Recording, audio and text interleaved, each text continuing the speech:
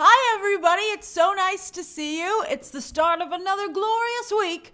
And I just want to first off say to Jeff Ryan, thank you for your generosity. Before the stream started, he gifted 20 memberships, and that was just very kind of him. Look, Danny just gifted a membership, and since it's the beginning of the week, it's time for me to gift a membership as well. I gift 5 memberships at the beginning of every week. So hold on. Here we go.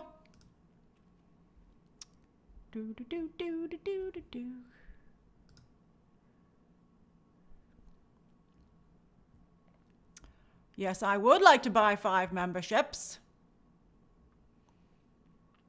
Ta-da!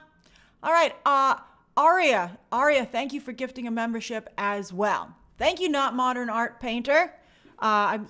Your name's cut off toward the end there, but didn't silence my phone. Okay, so I was worried we weren't going to be able to. Oh, Lady Jennifer Snow, you're always so generous. Thank you. I was worried we won't be able to have a live stream today, but woo, what do you know? Some stories materialized. Hey, Stephen, thank you for gifting a membership.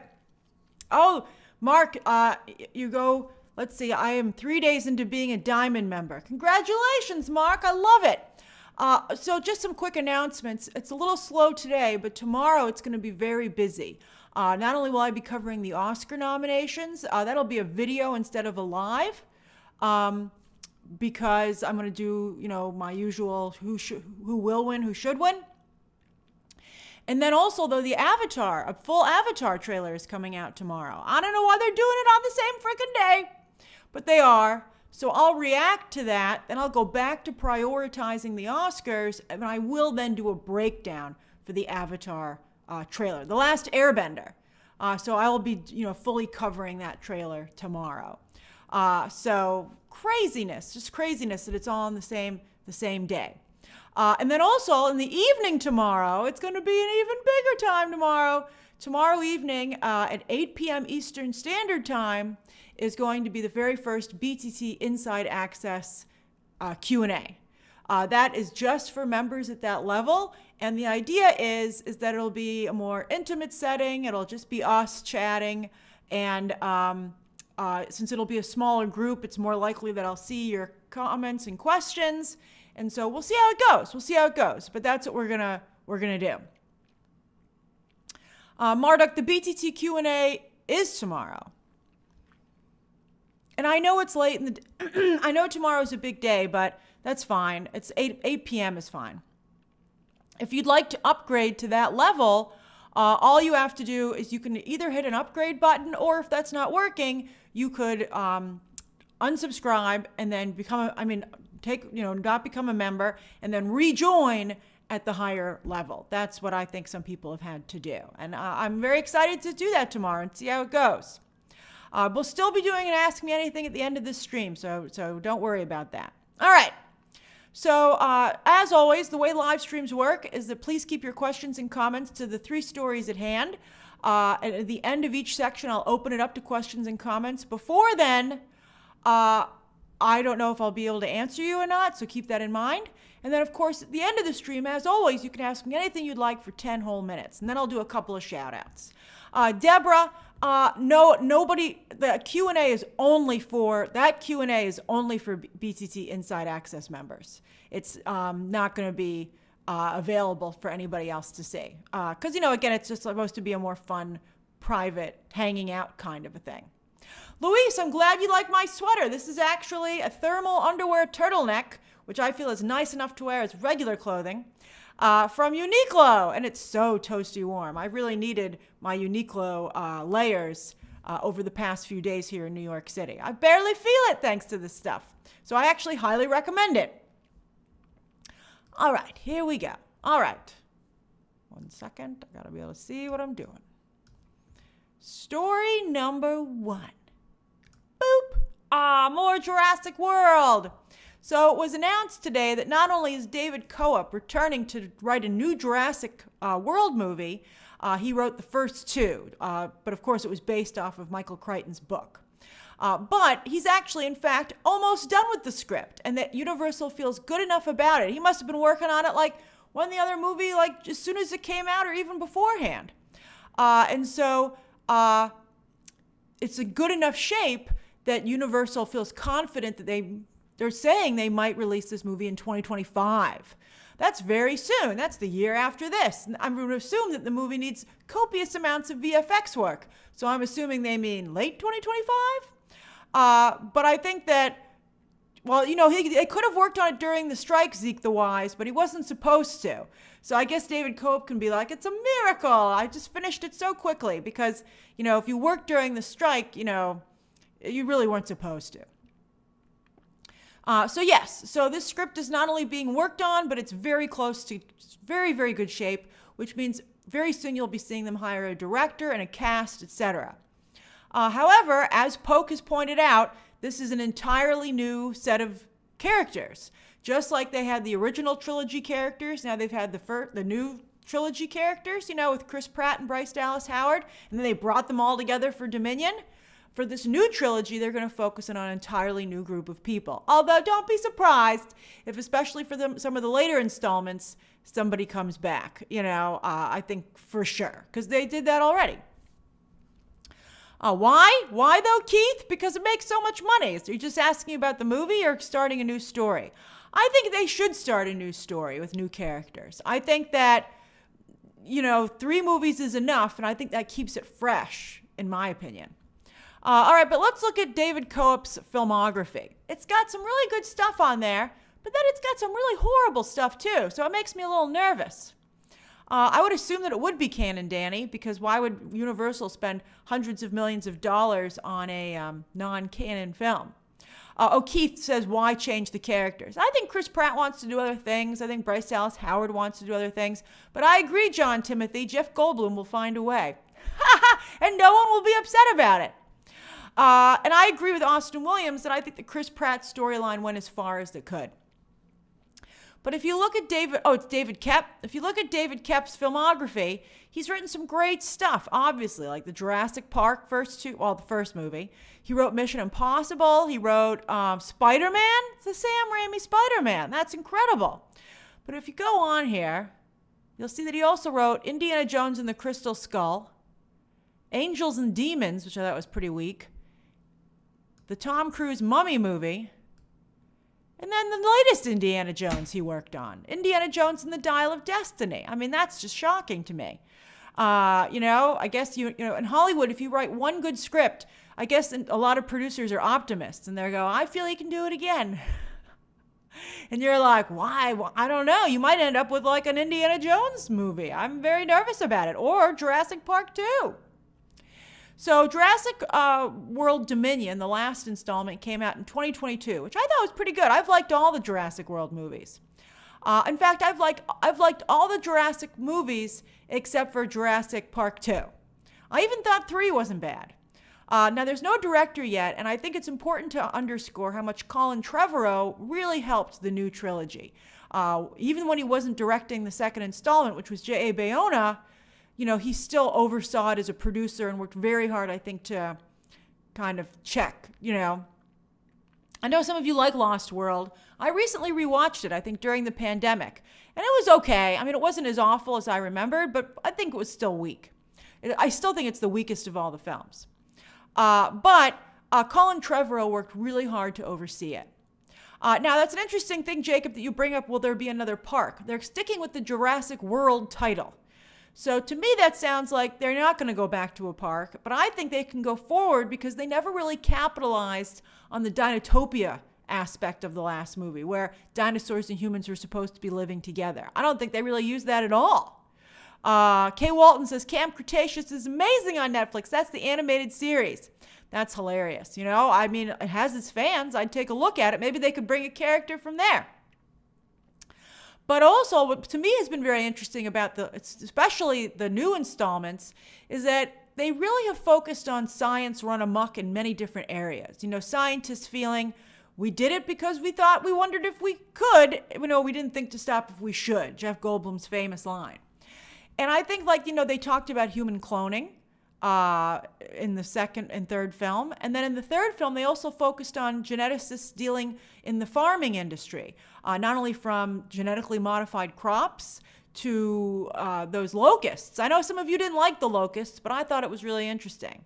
So I think that they could, Sonny, you say dino-human hybrid. I wouldn't be surprised if they kind of thought of something like that. I don't know what it would look like. I don't know if they get laughed off the screen. But I feel that when they're talking about human cloning and stuff like that, I mean, what is the next step? Then it might go a little bit into fantasy. But if you could do something like was subtle, maybe they could figure something out. Let's see what they decide to do. I feel like David Koepp would totally write that. Right? That's funny, Tammy. You say that's going into horror. That reminds me of The Fly, also a Jeff Goldblum movie, by the way, where he turned into a giant fly. But I mean, let's see what they decide to do. I like focusing on the science aspects and also the business aspects. Don't forget that all of this bad science is funded by companies and governments. There's a lot they could do potentially even with COVID. Some kind of, and the fact that they're still doing experiments in China, which is really, I think, very alarming. So I think it's a pretty good idea. I mean, and I really like the Jurassic franchises. I would definitely be interested in seeing them continue. Usually they take a little bit more of a break, but I think this would only be 3 years. That would only be a 3-year break. So let me do a poll. I know you guys like the polls. Let me ask who is interested in Jurassic Park 7. Who is interested in another Jurassic World movie? I am. Love those. Love the franchise. I wish it was current characters. And then I need to see the trailer. And then no thank you. You don't want it, but you're polite. Okay. So I'm curious to see. That's right. Poll. Mish says maybe the next stage of dinosaurs that they didn't get if they didn't get extinct. That's interesting. The dinosaurs might evolve, right? Now that they're back in the game. And also, Universal has a vested interest in this franchise continuing because it's a major part of their theme parks. So they have to keep having fresh Jurassic movies coming out, or it's not going to work. People aren't going to be interested in the land. It's got to seem very current.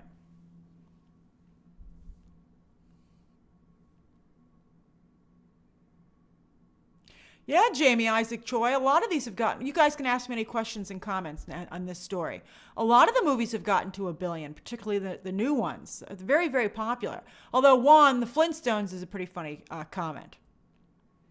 Although Lisa was out, but now she might get pulled back in if the cast is good.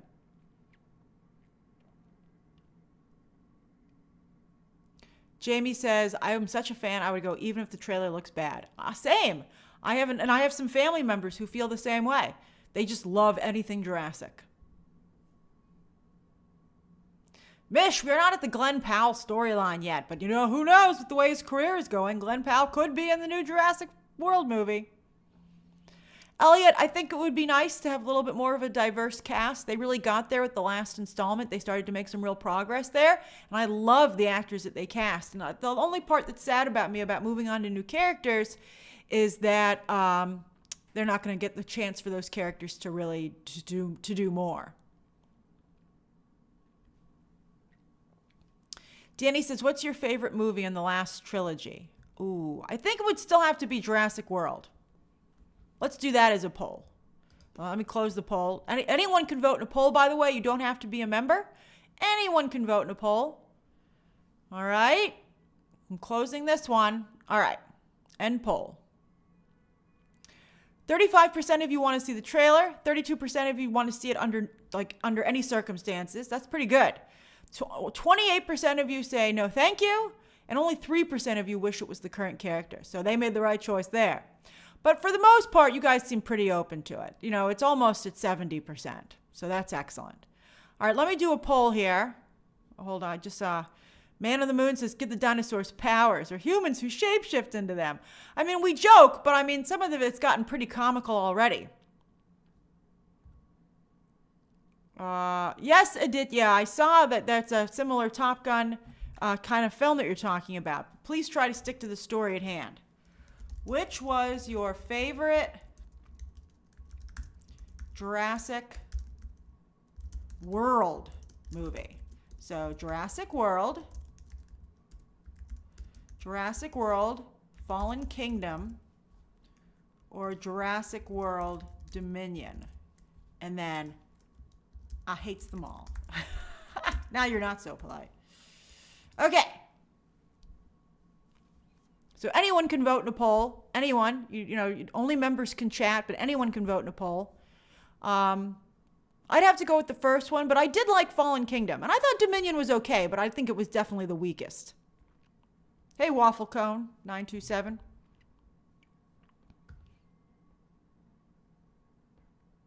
That's all right, C-Class. I put the names up there in order. So you can cast your vote, and we'll move on to the next story in just a moment. Rashad says, why is Jurassic the only dinosaur franchise? Why hasn't Hollywood made more dinosaur films considering the interest? That's a great question. I think that Jurassic has such a hold on it, and the movie was just so well done, that it's just too much money and nobody wants to try and compete. I mean, you've seen a couple of movies like 65, that Adam Driver movie that some of you mentioned during the stream. They tried to have dinosaurs in it, and it didn't totally work. I just think that it's just too strong a grip on it, and I just don't think, and also Universal, that's maybe another reason they want to keep movies coming out, because they don't want anybody to come in and try and take over that space. Junior6288 says, happy 63 months, Grace. Yay! The next Jurassic Park should be full camp, dinos with lasers, or go back to putting them against normal people. You know, they never did the military installation, which is interesting. Wiki Nomad, nice use of emojis there. And let's see here. Sneaky says, no question, just saying hi with my newly acquired puppy. Hi, all right, we'll move on to the next story. You guys are ready for the next story. Let me close this poll. Congrats on your new puppy. All right, here we go. Ending the poll. All right, B. Brown wants everyone to know that one of those votes is an accident for Dominion. 65% agree with me that Jurassic World is the best. 20% of you hate them all. Wow, really? Well, someone saw them. They made a lot of money. 10% would pick Fallen Kingdom, and only 3% would pick Dominion. Although that's a scooch less because B. Brown did it by mistake. Yeah, that's interesting. I mean, that's kind of bad that 20% of you hated them all. I hope that they can really, fix it. I hope they can fix the franchise. All right. Story number 2. Boop. She's back. Just about a week or so ago, I talked about Obi-Wan potentially coming back. And some people said, ha, he's dead. What are you talking about? Don't be ridiculous. Well, look who's ridiculous now. How do you pronounce the first name? It's Asajj Ventress, right? I know it's Ventress. But she's coming back. She's coming back. It was announced she was she was the stinger. She was this, I'm pronouncing it correctly? All right, excellent. So she was the stinger at the end of the Bad Batch Season 3 trailer, which is interesting because I didn't get to the end of the trailer because I love the show. But when I started to watch the trailer, I was like, it's just more of the same. I'll just watch the show when it comes on. And also, today, everybody's interested in the show, but for the most part, the last 2 seasons haven't done particularly well. They certainly haven't generated a lot of interest from the fandom. I guess they needed to get Asajj Ventress in there. So, of course, also, I guess there's not that much going on, but of course, it trends like number 2 or 3 today. I'm like, darn it. But it's interesting, they announced the release date, too, for Bad Batch Season 3, which is February 21st, which I find fantastic and really hilarious because that's the day before Avatar drops on Netflix. So you're starting to see some competitive scheduling. I don't know why they would drop those 2 back to back. I wouldn't want to be anywhere near Netflix's Avatar. I think that's going to be huge. So to have them, two, back to back, I just think it's like really crazy. It's going to be 3 episodes. That's right, Paul Brunel, before moving to weekly. And also, I have to say, if you're a Bad Batch fan, you'll watch all those 3 episodes in a row. It'll be just like a little movie, which will be awesome. Riley, she's in Bad Batch starting February 21st. And I'm not sure which episode she's going to appear in just yet, but she will be in that season. All right, so let's talk about this. So she's supposed to be dead. She sacrificed herself for her. Okay, for those of you who aren't familiar with Asajj Ventress, she started out as a Sith disciple, right? So she's like, Anakin and all, she's, I think Dooku was who she was serving. But then, like so many characters and so many franchises, she decided to go from villain to anti-hero, and she redeemed herself to a degree. But then in the book, Dark Disciple, she was dating Jedi Master Quinlan Vos, who's been mentioned most of the time, and she sacrificed herself so that she could save him. And that, by the way, is her in the book. And you can see she has hair in the book, which is very interesting because it's the exact same look, same color lightsaber, same hairstyle, very much drawing off of the Dark Disciple book. And they asked the producers, they were like, what happened? And the producers said, don't worry, we're not retconning Dark Disciple. No spoilers, but this will factor into that. And I saw Nicholas Cardillo guess that perhaps she's a clone. And I think there's a very good chance she might be a clone. Because, of course, Star Wars is now all into cloning, right? They're also into nostalgia.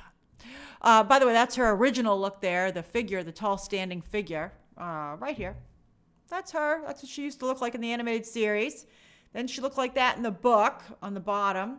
And then that's how she's going to look in the new season of Bad Batch. So Star Wars nostalgia is still strong with this one. And, just they're using the same, they have to be careful with this formula. I hope they don't mess it up. But, they've done it with all the live action shows, and now they're doing it with the animation as well.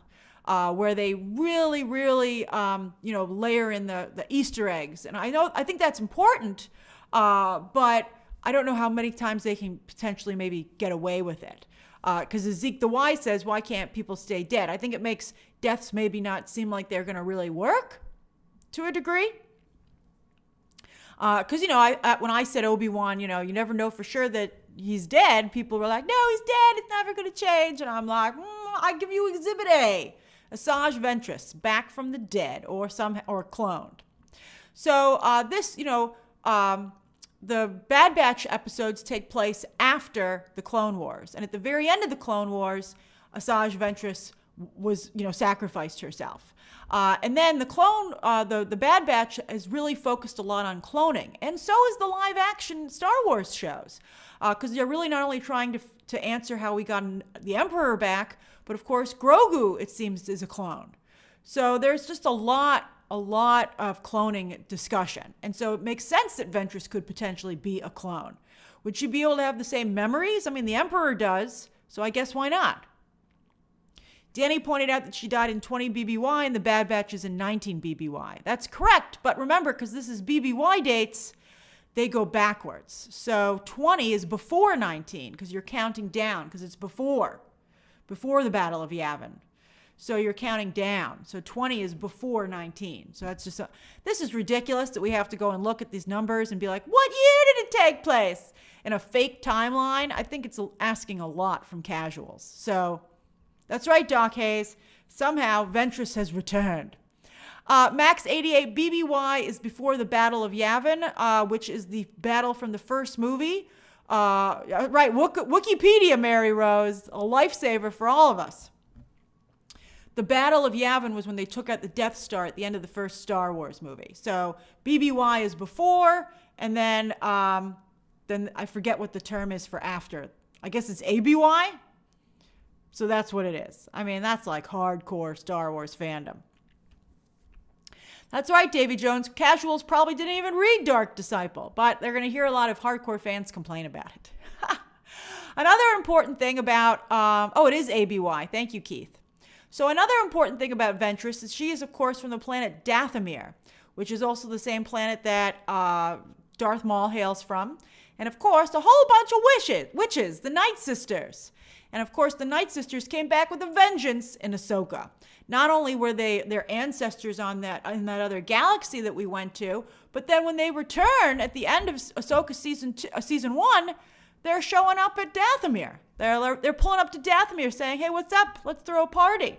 And so Ventress, I think, has a lot of things that she could be doing. I think there's very possible that she could jump to live action and show up in Ahsoka season 2, which would be great. I mean, if Ahsoka fought Ventress in live action, I think a lot of people would be extremely interested in that. Some of you say Tati Gabriel might be a good casting choice. I love Tati Gabriel. She was in Sabrina, also Uncharted. But I trust Dave Filoni because I think he did a wonderful job casting the Rebels, moving them to live action for the first season of Ahsoka. By the way, they might bring back Quinlan Vos as well, because he's still alive, and his girlfriend is too now. So there might be a reunion in their future. So, and also Quinlan Vos is a Jedi of color, and they could use more Jedi of color. And more dudes. I'm excited for Ahsoka Season 2, largely for Ezra to finally step forward and do some cool stuff. I think he only dipped a toe into the live action space. That's right, Jamie. Ventress was the nemesis of Ahsoka. However, towards the end, I saw the episode where they were working together. When Ahsoka decided she didn't like the Jedi, and I believe they both carry, the yellow blade. It's hard to tell with the colors. I'm like, is that a yellow blade? Isn't she's a gray Jedi? Because Rey has that same color. That's very interesting. Rey has the same color lightsaber, but Ahsoka's, of course, are white.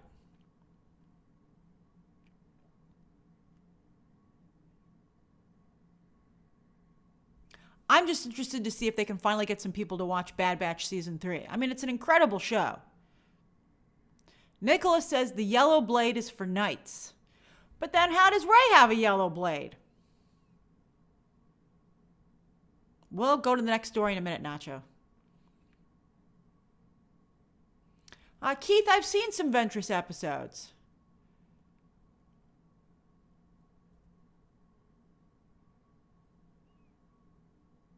Keith says there isn't a canon meaning for yellow. Well, that makes sense. Andrew, I'm extremely excited for Asajj Ventress. Thanks, 80s model. Always so nice to see you. I think she's a cool character, and since I don't mind a lot of female characters, and I don't think anyone's going to complain about Asajj Ventress. She's too cool. Don't worry, Mr. TV Reviews. I shall explain it. I don't think I'm going to break down the episodes because there just isn't enough interest. I might break down the episode where Asajj shows up. Maybe. Let's see how slow it is. If it continues to be this slow, maybe I could find a way to do an abbreviated breakdown because a breakdown takes like 4 to 5 hours to do. And if it's not going to get a certain level of views, it's not worth the time. But let me see if I can figure out a way to maybe do it a little bit faster. All right. George, don't be rude. Some people are interested in the Star Wars stuff. Not modern art history. I can't do 3 episodes at one time because they're not going to do that every week. It's going to be 3 episodes, then they're going to jump to 1 episode a week, and it just becomes, let's see what the release strategy is. All right, so that's the second story of the day. Any questions or comments about this before I move on to the third story? And then ask me anything. Oh, Lisa says that's her favorite character. Great day for you, Lisa, then. Danny, she's a night witch, so there's a lot of people who might have resurrected her.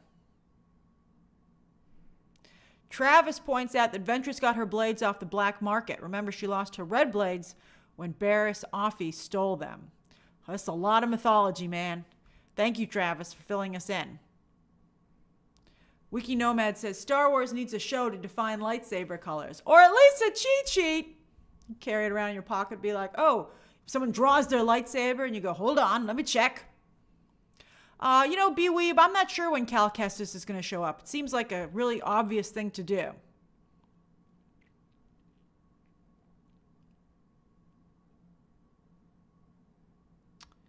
All right.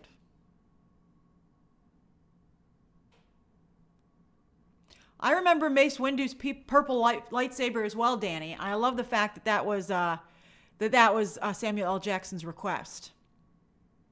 Riley, Angelina Jolie is a really interesting choice, but I don't think she'd ever do it. But I kind of like that choice quite a bit. I thought Angelina Jolie in Eternals still had the ability to do cool action sequences. I was like, that's pretty cool, Angelina. You still got it.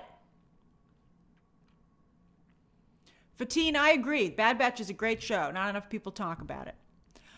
All right. Good morning, Joe in Sydney. All right, let's go to the next story. All right.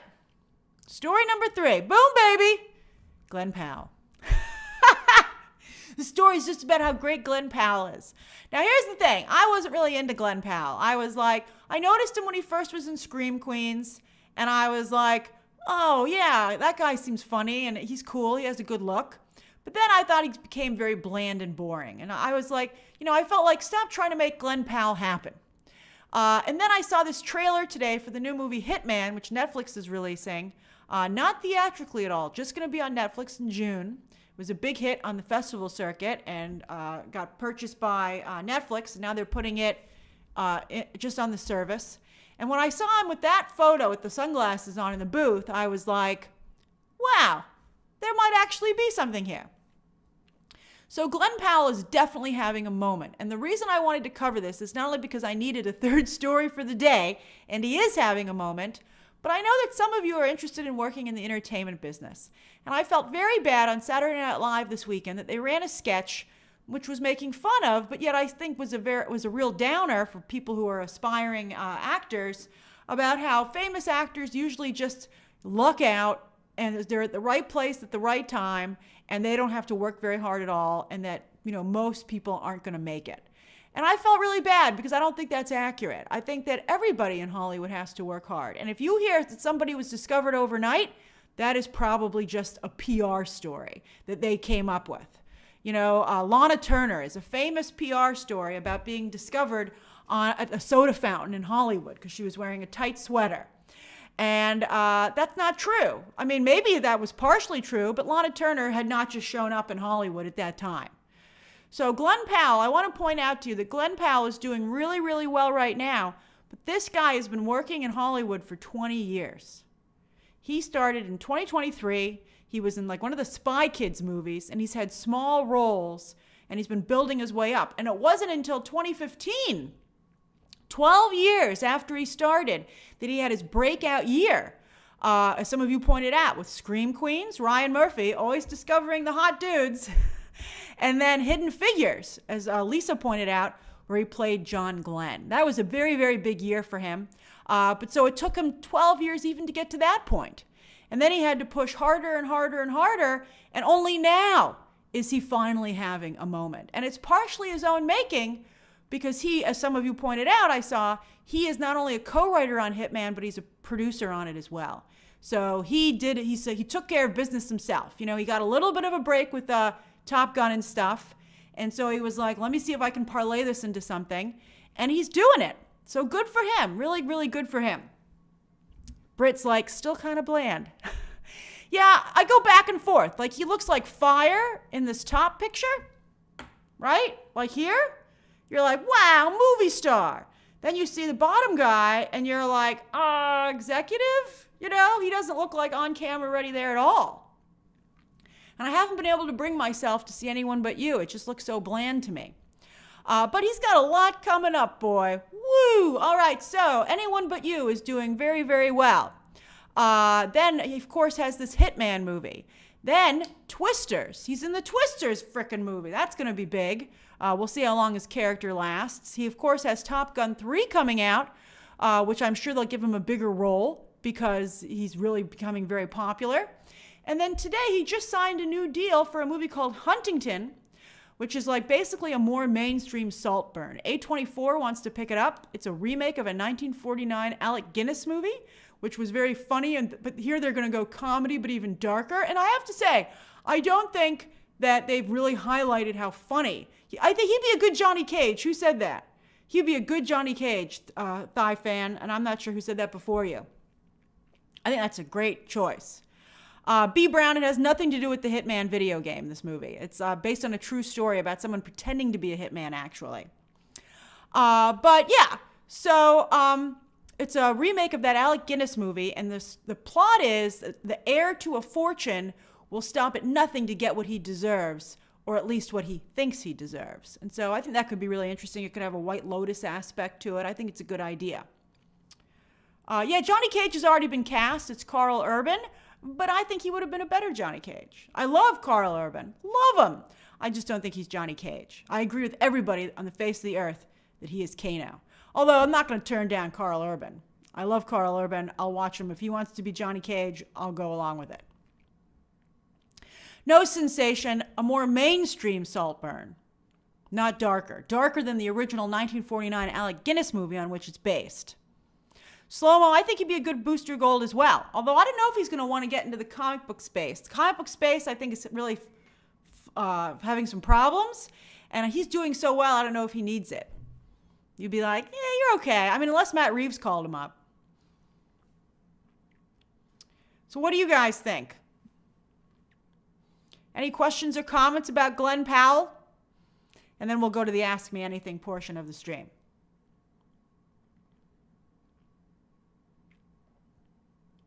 He's not Human Torch. The Fantastic Four casting will come out very soon, supposedly. It's just going to confirm what a lot. We'll see. That's all I want to say. Cyclops is not a bad idea, but I think he might be older than they're trying to go.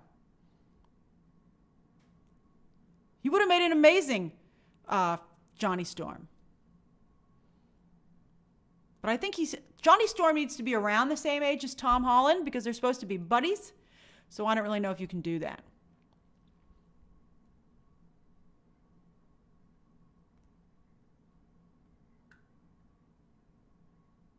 Heather, you know a divorce attorney who you used to know a divorce attorney who was a shark? I hope he was your shark.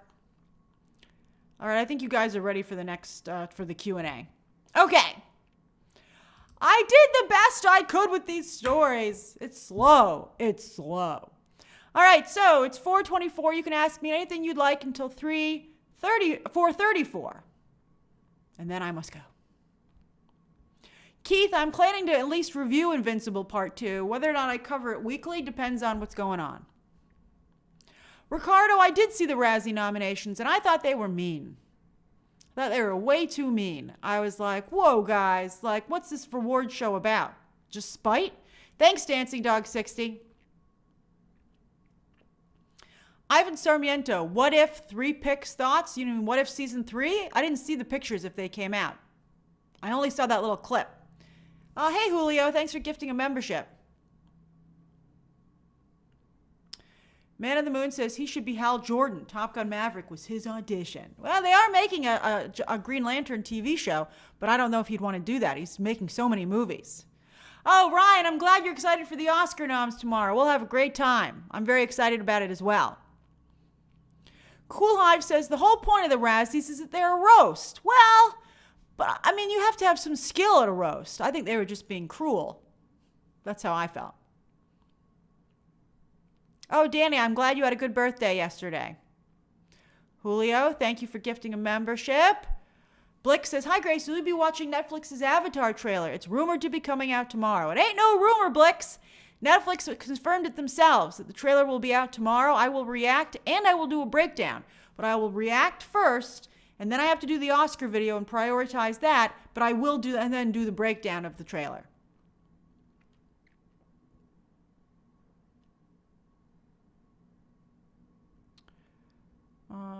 Britt says, who should Margot Robbie model her career after?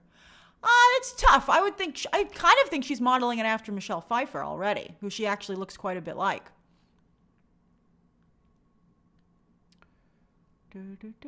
Already says, thoughts on the Feud series. The first season was really good. Story about ageism in Hollywood. Oh, I loved the first season of Feud with Betty and Joan. This one seems so different. It hardly feels like the same series, but I do enjoy Ryan Murphy, and I like those. I mean, I loved Halston, you know, the fashion one he did with Ewan McGregor. So I'll check this out.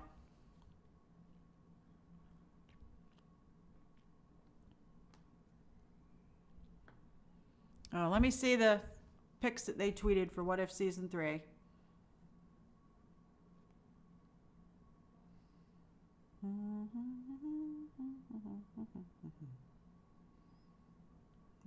I didn't see an appointment.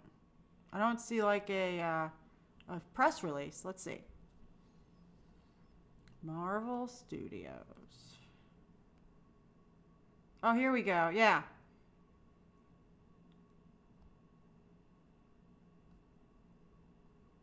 Okay, yeah, it's just some pictures on the account. They look fun. Looks like some Transformers stuff. I'm excited. I love that show. I hope this time they don't just dump it on Christmas so I can actually cover it. Let's see. Oh, B. Brown, thank you for gifting 5 memberships. That's very kind of you.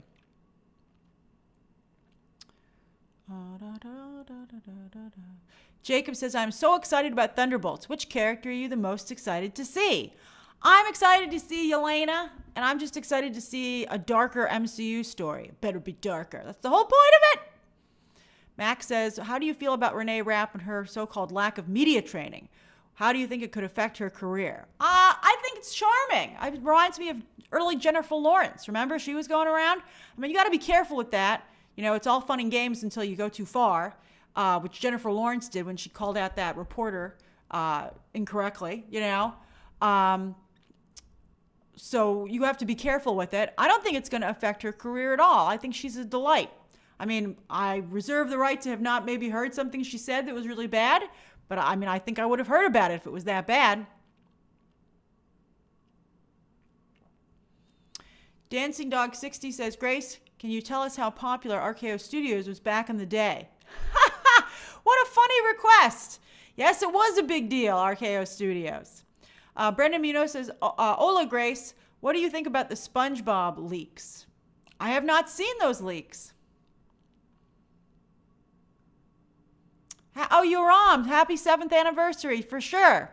Do I think Wonka will reach $1 billion? No way. It's only at $500 million. But the fact that it's at $500 million is incredible. It's one of the biggest movies of the year. I don't know what's happening. I don't know why they're not announcing a sequel. Dusty Tedford says, happy anniversary, Grace. I saw you tweet about Justin Bateman's look in the Clue remake. I'm a huge fan of the original. Any scoop or other casting news? Nope. I'm afraid I haven't heard anything about Clue, but I think he does look great, and I'm very excited about that film. I might be a little bit Ryan Reynolds down. I'm a little nervous about it, but, oh yeah, I didn't put the Q&A thing up. My bad.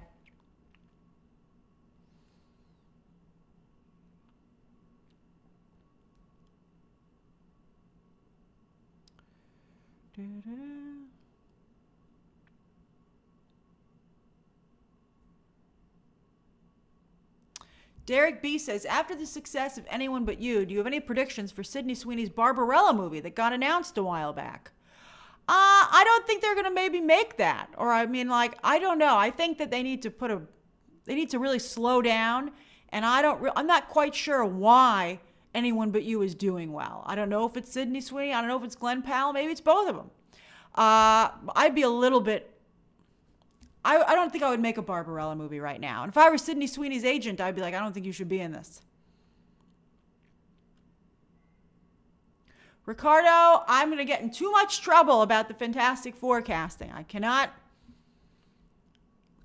confirm who, you're just going to get me in trouble.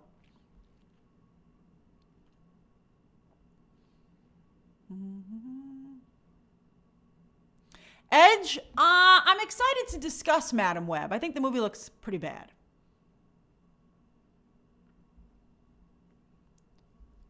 Don't ask me any more Fantastic Four questions. You're going to get me in trouble. Let's see here.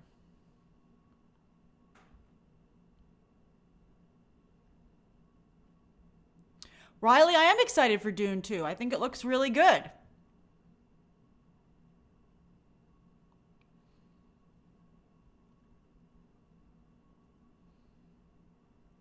Cool Hive, I don't know when the Fantastic Four casting is going to be announced. Everybody is hearing any day now. Like, it's going to be announced when Kevin Feige feels like it. Let's see here. Nicholas Cardillo, I wouldn't get a screener for Madam Web. I'd have to go see it in a theater, and it's still a little bit too early for that. They'll hold that closer to the actual release date of the film.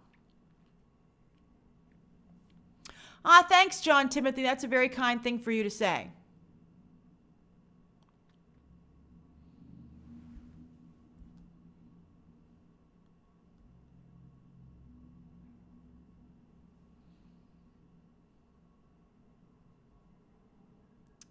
Let's see. Marjorie Jones says, hey, Grace, what genre do you think is the next big thing? We say we're burnt out on superhero movies, don't like musicals, and Westerns never connect. Is it perhaps rom-coms? That's a good question, Marjorie. I love your photo. It's very dramatic. It's very fierce. I love it. I think, Hollywood's just going to have to throw darts at the board. In other words, release movies and see what clicks. I think people still like nostalgia. I think that Barbie coming out of left field was really exciting and invigorated the industry. So I think I think it's still going to be nostalgia, but I think people are going to be looking for maybe new wells that they can go to. That's a great question, though.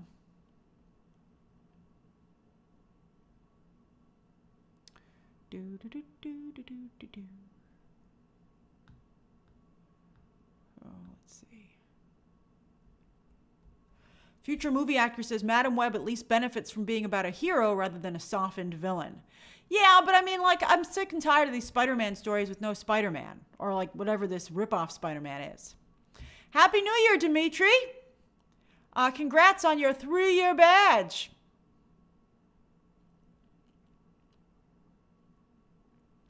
Catherine Strom says, do you see Zendaya's tennis movie doing well? I do actually see that movie doing well. I don't know if it's going to be a huge hit, but I think it's going to be certainly strong, at least in the specialty market. That's right. Who said that? Where did that go? Someone said more Nintendo and Mario movies. I think video games are really the next big thing to some degree. So Marjorie, that's a good answer. Not only The Last of Us, but Fallout later this year. I think video games are really going to start to be the new thing.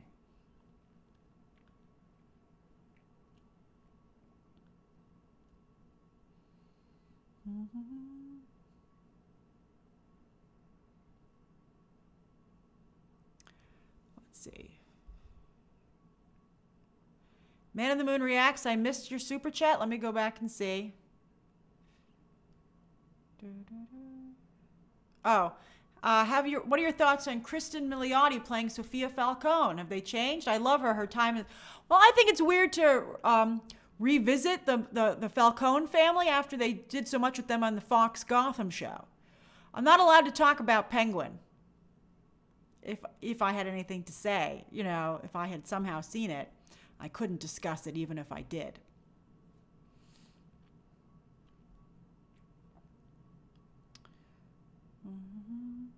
Aided Buffalo says, what do you think about Tom Holland's lack of success outside of Marvel? Has he missed his window?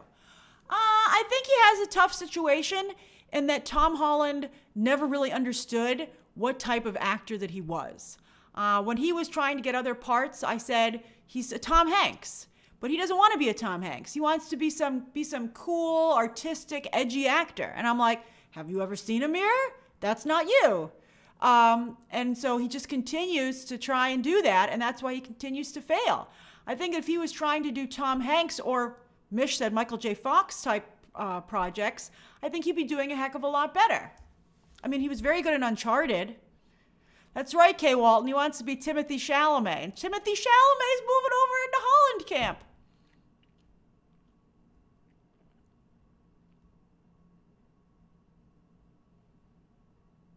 Kayla, you think he's more Tom Cruise? I don't know. Tom Cruise has a coolness factor to him where I feel Tom Holland has an everyman quality. That's why I picked young Tom Hanks. Oh yeah, Ivan brought up that he's doing the Fred Astaire movie. I think that's a great choice for him. Amy Pascal, baby. He's going to play Fred Astaire. He's going to do all the dancing. It's going to be fantastic. I don't know if I'm going to review the Bob Marley movie, Rashad, but I do think the trailer looks really great.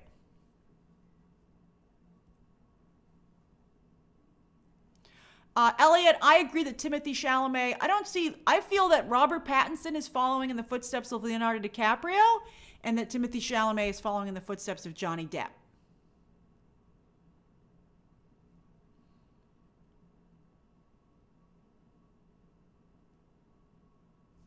Oh, it's time's up. Good, because you guys are trying to get me in trouble. I'm like, don't ask me about that. And you're like, but here's a question about it. And I'm like, I'm going to get in so much trouble. And you're like, it's okay. All right, so what is everyone doing? Let me say hi to everybody. What are you up to? Let me say hi.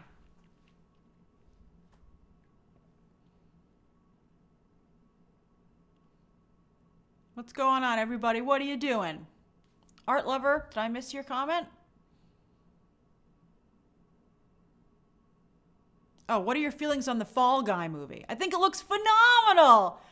I don't know how well it's going to do, but I'm excited. Are you excited? I think it looks great. Josh of Interest says, just at work, stream helping me to de-stress a little while listen while working. Oh, I'm glad. I'm glad to hear that. Let's see here. Aided Buffalo is having McDonald's while watching the stream. Delicious. Oh, Shahar, I'm so sorry to hear about your dad having a stroke yesterday. He's definitely in our thoughts. We're going to send positive vibes to you. Keith is recovering from a cold with some chicken noodle soup. That'll always do it. Asensio says, hi, Grace, from Madera, California. Hey, Asensio. Let's see. Rocha says, getting ready for work. So glad I managed to catch a bit. Thanks, Grace, for a good show as always. My pleasure. I'm sorry there weren't bigger stories today, but at least we got to chat.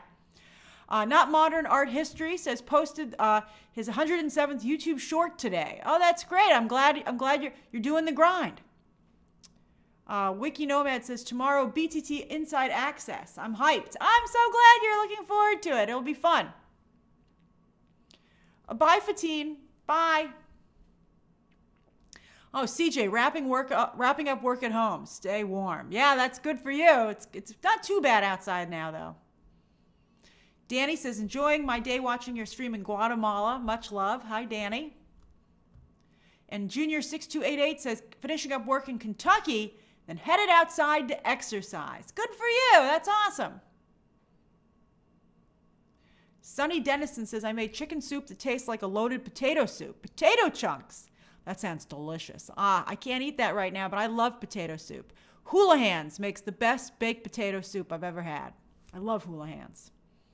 Sensation says, I'm sitting here watching your stream on a very rainy day in California. Stay dry, stay inside. Devin says, if you ever visit Chicago, let us know, Grace. I most certainly will. I need to try that Chicago-style pizza. I will make an exception for the Chicago-style pizza. Terry A says, going to finish my lunch, then off to get my monthly blood test. Oh, I'm glad you're taking care of yourself. I hope it's not anything too serious. Marco says, doing laundry in Kansas and awaiting another storm. This winter will never end. Well, at least you're warm and cozy. Rashad says, getting ready for work while watching What If and enjoying this stream. Way to multitask. And Zeke says, trying to get Grace in trouble. You will not do it. Let's see here. Oh, Cool Hive's going to make a salami sandwich when we're done. Oh, delicious. I love a good salami sandwich. I'd have to eat it, I think, on whole wheat bread, though. John Timothy says, getting ready for bed soon. Just finished some peanut M&Ms. Oh, delicious. Deliciousness. And then Gus Castillo says, just bought my flight tickets to go to New York City in June. Oh, that's a great time to be in the city. The weather will be really nice. Just think of everything you've ever seen in a movie. That's what you should do. It's fun. And Billy Cole says, doing film studies revision for Vertigo and Parasite for my exam. What great choices. I'm not a big Vertigo fan, but there's certainly a lot to chew there. And of course, I think Parasite is an incredible film. And Heinrich Everson says, at work, pulling a night shift and listening to your stream to pass the time. I'm so glad we could keep you company. All right, I better get going. I had a wonderful time talking to all of you guys. The next live stream, I think, will be on Thursday. I have a lot going on this week, but if you're an Inside Access member, you can join me at 8 p.m. tomorrow night for a special, exclusive stream. So we'll just chill and have a nice time.